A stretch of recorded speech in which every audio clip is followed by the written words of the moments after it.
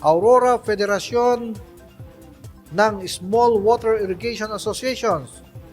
Tinalakay ang mga suliranin sa patubig at presyo ng palay. Idedetalye sa atin ni Erica Polinada. Idinaos kamakailan ang first semi-annual meeting ng Aurora Federation of Small Water Irrigation System Association sa Wide Center, Baler, Aurora. Tinalakay dito ang mga issue sa irigasyon tulad ng kakulangan ng patubig, pangangailangan ng line canals, pagkasira ng diversion dams, at ang pagbaba ng presyo ng palay. Dumalo si SWISA National Federation President Joe A. Pangalilingan na nagpaabot ng suporta at ibinahagi ang mga programa ng pambansang federasyon, kabilang ang pakikipag-ugnayan sa pamahalaan upang tugunan ang krisis sa presyo ng palay. Hinikayat din niya ang mga miyembro na magsumite ng request for intervention sa DAVSWM upang mapabilis ang aksyon.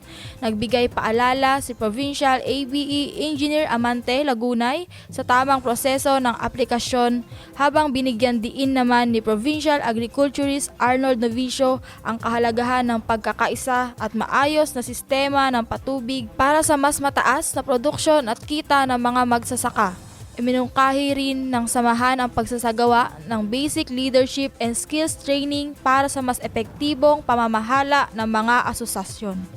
Ako si Erica Porinada, nag-uulat para sa PGA in Action All Out Serbisyo ng Kapitolyo para sa publiko.